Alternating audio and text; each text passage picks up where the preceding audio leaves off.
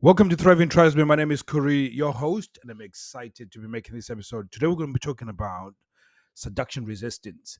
And this is a weird topic because whenever I talk about seduction resistance, especially with clients, this is where they get the biggest breakthrough. Because when you understand seduction, like for example, you are approaching your partner, you're trying to initiate things to happen, and then all of a sudden you've got this real, you're probably hitting this wall, this seduction wall, and um, it's really hard to understand why it has come about, especially when you've had a good reference of, you've got two kids, so that's at least evidence that you've done it twice, but also you've before the relationship got to the place where you got married before your girlfriend and you were started off dating, there was this real amazing feeling when it comes to sex. It was frequent, it was both of you had ownership for it, so you both wanted to be part of it.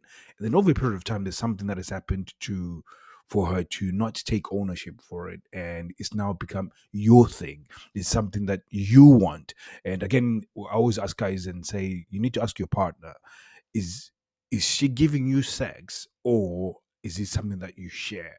And that's very telling, because whenever she feels like it's something that she gives you, then it's another chore that she has to edit. And it's not, when she doesn't take ownership, then it's not something that she might enjoy or partake in. It's just something that she has to do as part of, um, not different to washing up and looking after the kids and all of that stuff. So this is why it becomes very transactional. It becomes a little bit duty sex and so on. So it becomes very important to understand what has caused this seduction resistance. And before seduction resistance, there is sexual discomfort. So this sexual discomfort is what then raises the seduction resistance. What does that mean? Is that there's something over a period of time that has caused her to start feeling sexual discomfort. Now, there, there is several reasons why it happens. One of them is also being the fact that whenever you it comes to sex, most people tend to collect negative associations. What does that mean? Is that there's one point upon a time within your relationship when there were opportunities to talk about sex, or at least the evolution of your sexual encounters, and both of you avoided talking about it, and that has started eating away at your relationship. And what does that mean? Well, what does that look like is when she maybe wanted you to do something, but she never felt the comfort to ever actually talk about it. So for example, if she said, I want to dress really slutty, or I want you to give me a five-finger necklace, all of that stuff that might be a little bit risky, or I want you to put it up my arse, or whatever it is, she might have not felt comfortable just to say so. Or maybe she wanted to indulge in a fantasy. She wanted to, it could be something. That's one factor.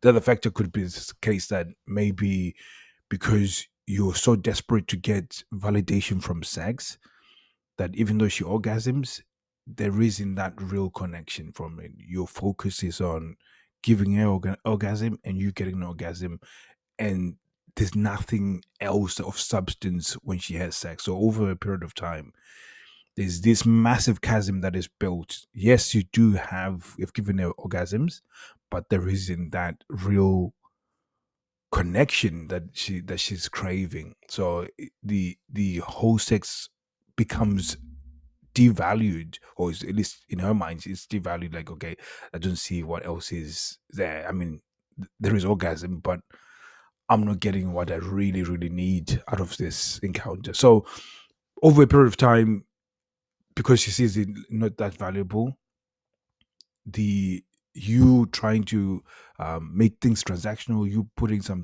sexual pressure, which is when you're doing things around the house and date nights and doing all these other things, really starts ramping up the seduction resistance, because all of a sudden it's like, wow, I feel like I'm being put under pressure to have sex, and I don't see the value of sex, and it becomes something that is very difficult for both of you, and it puts you down in downward spiral, which is the weird part about this whole interaction. It's just that means that it always comes down to a behavioral problem. If you exhibit the right behaviors, it will then give her the right feelings of how she approaches the sexual encounter.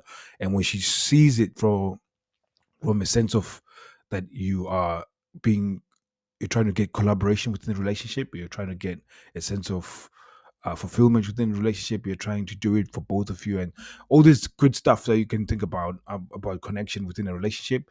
When she feels that, again, she becomes the seduction resistance goes away. So there is an important factor when you think about changing a sexless relationship, that it becomes more about having the right behaviors and habits.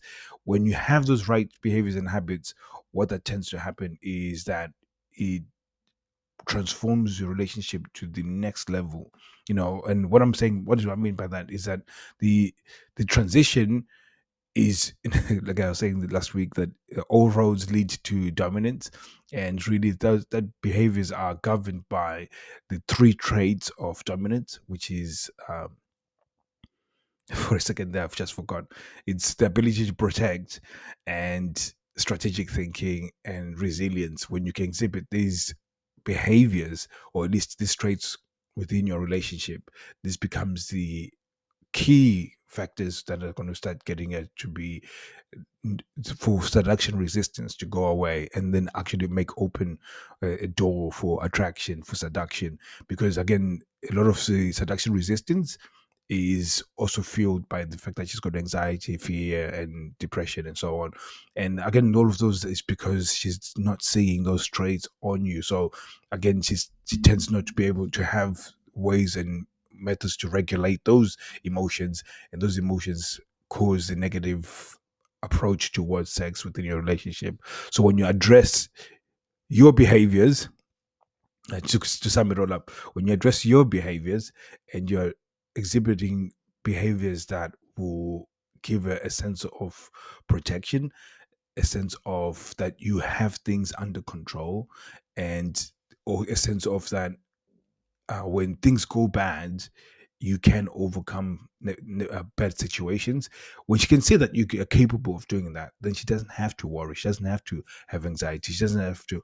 It just opens up this place where she feels like she's with a partner, and more importantly, a partner who can lead. And when she feels that, she then is always open towards attraction and seduction. Very powerful. And so I'm just going to knock it on the head here. Just wanted to share with you this, especially when it comes to seduction resistance. This is how we think about seduction resistance. That there is influential stuff that happens that can be what's happening in a relationship that's influencing that. There is some parts to be said about her conditioning as a woman.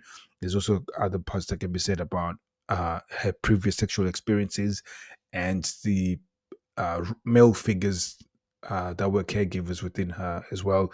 They play a part in that. So there's a part of it where over a period of time she's put on these masks in order to cover those insecurities, and it's just felt harder and harder to release those masks in order to open up herself sexually, so you can both continue experiencing high frequency of sex within a relationship.